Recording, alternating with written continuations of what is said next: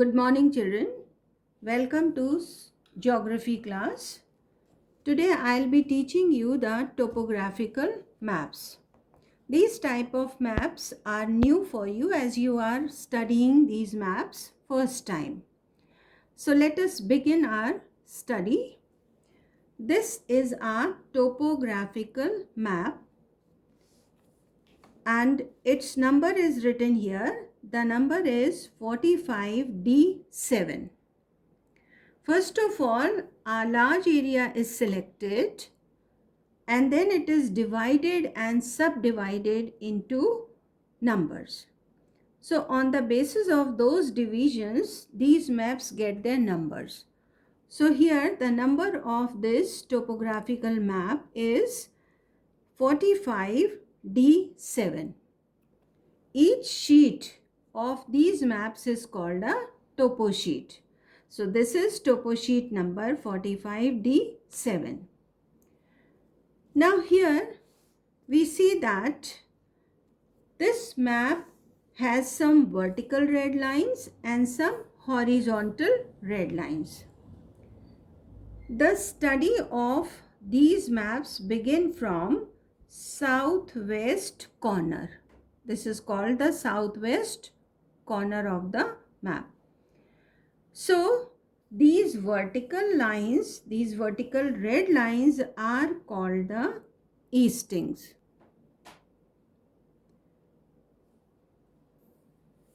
Again I am repeating, the red vertical lines are called the eastings.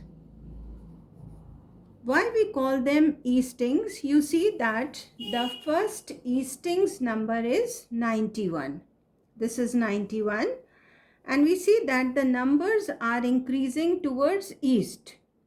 Right side of the map is always east, the left side is west, the upper side is north and the lower side is south. So here you can see that the numbers of these eastings are increasing towards east. So they are called the eastings. Then we see that some horizontal red lines are also there and each horizontal line has its own number.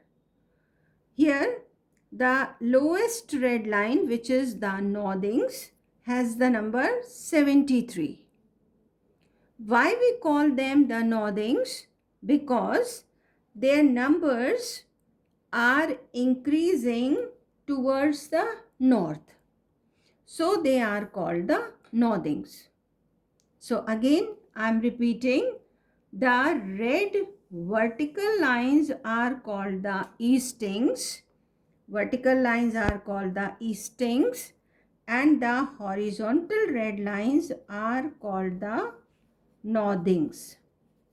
Why? I have explained, because in eastings the numbers are increasing towards east and in these horizontal lines, which are called the northings, their numbers are increasing towards the north. So I think this much is clear, that vertical red lines are the eastings and the horizontal red lines are the northings. These vertical red lines means eastings and horizontal red lines means northings. They cross each other and they make some squares. As you see, that number of squares are on the topo sheet. Each square is called a grid square. Each square is called a grid square. In short, we call it GS, grid square.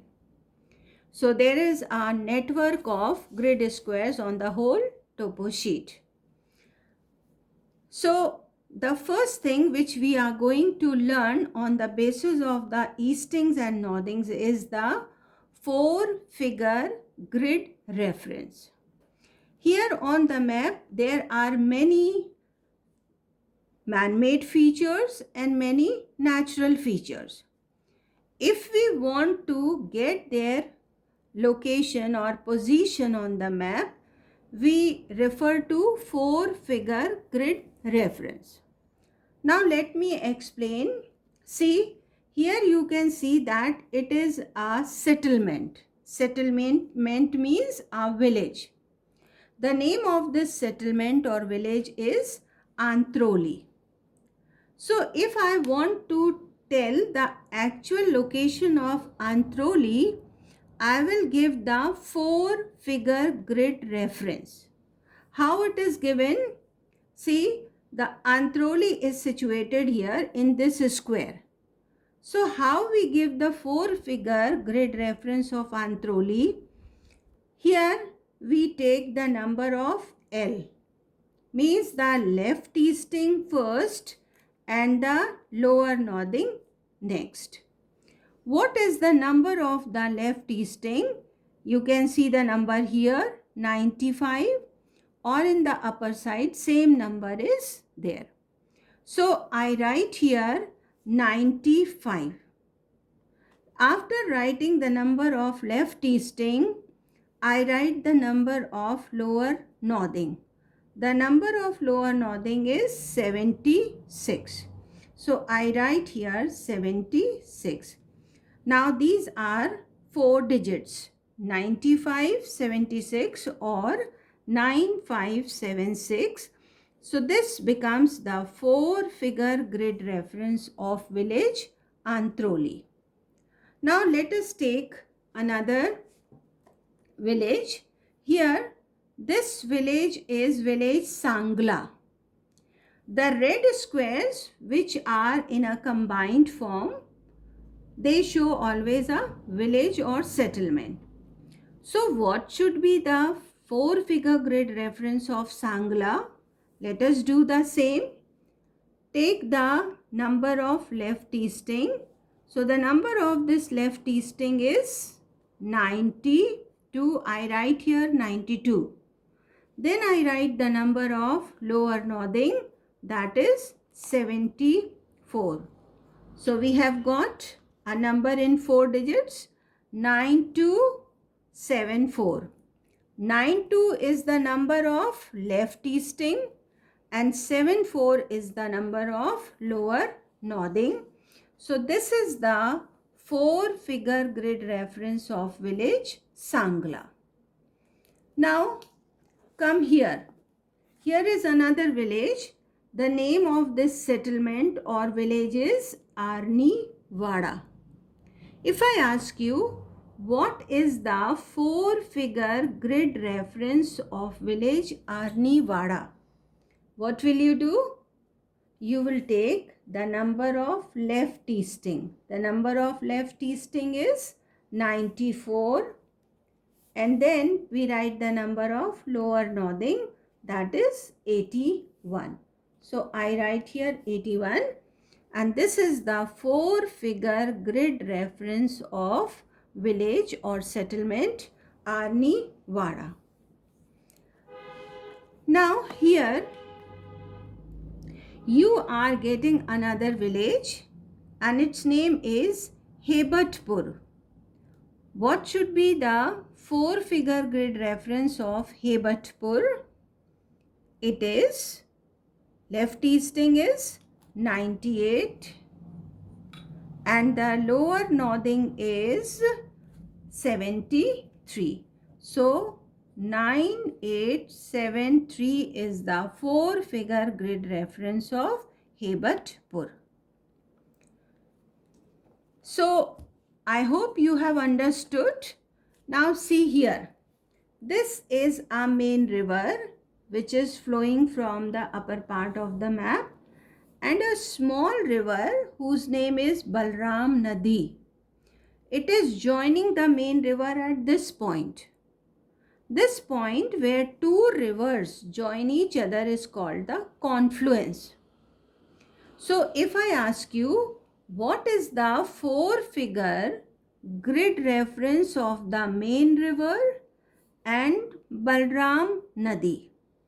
So come to this point where they are joining each other and this point, this confluence is lying in this square. So what should be the 4-figure grid reference of the confluence of these two rivers? It is again the same. Take the left easting, that is 97. Then take the lower northing, it is 81. So 9781 is the 4-figure grid reference of the confluence of main river and Balram Nadi.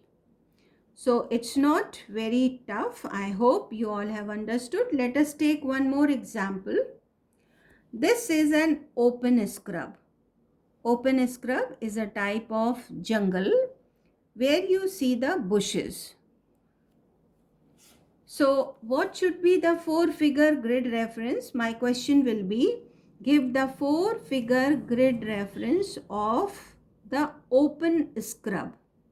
So see, all the letters of open scrub are lying in this box except O. So the main portion of this scrub or this jungle is lying in this square.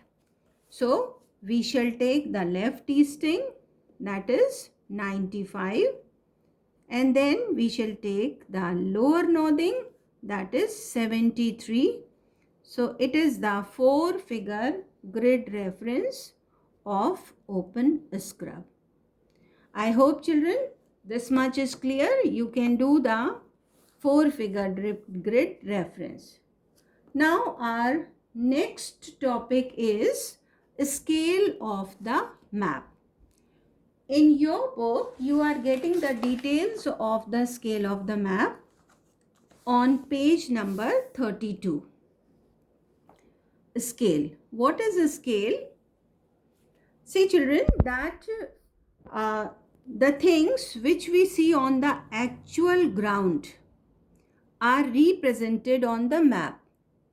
Now, for example, we are going to show an area of 1 kilometer. That 1 kilometer cannot be shown on a small piece of paper. So we convert the bigger units into smaller units. The kilometers are converted into centimeters and the meters are converted into millimeters. So what are the scales which are used in these topo sheets or in these topographical maps? There are 3 kinds of scales.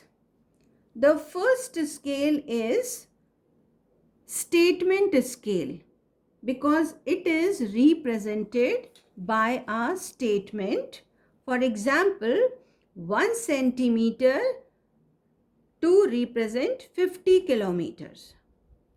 Then second type of scale is called representative fraction scale or RF scale. Then third is linear scale or graphic scale. So these are the 3 kinds of scales: statement scale, representative fraction scale or RF scale, and third is the linear scale or graphic scale. In these 3 scales, children, the definition of RF scale is asked. So what is RF scale? It is asked. The definition is, RF scale is a ratio between a distance measured on the map and the corresponding distance on the surface connecting two given points, and it is represented by the same unit. For example, it may be 1 is to 50,000. It means 1 unit on the map represents 50,000 units on the ground. So this is the main scale where you have to learn the definition, RF scale. Now let me explain on the map. Here in this corner you are getting a statement. What is it? 2 centimeters to 1 kilometer. It is the statement scale. What is it? It is the statement scale. Means the scale is represented in a statement form. It shows that 2 centimeters, a distance of 2 centimeters on the map is equal to 1 kilometer on the ground. Each square is equal to 1 square kilometer, means the length and breadth of the square is 2 centimeters. It means how much in kilometer? 1 kilometer is the length and 1 kilometer is the breadth. So this is the statement scale. Now here you are getting a ratio. What is? This is the RF scale. RF scale shows a ratio. It is shown by a ratio. It means 1 unit on the map is equal to 50,000 units on the ground. If the scale is being shown in centimeter on the map, it means 1 centimeter on the map are equal to 50,000 centimeters on the actual ground. Now the third scale, you are seeing here a straight line. This is called the linear scale. It is what? It is linear scale. So linear scale is divided into kilometers and meters.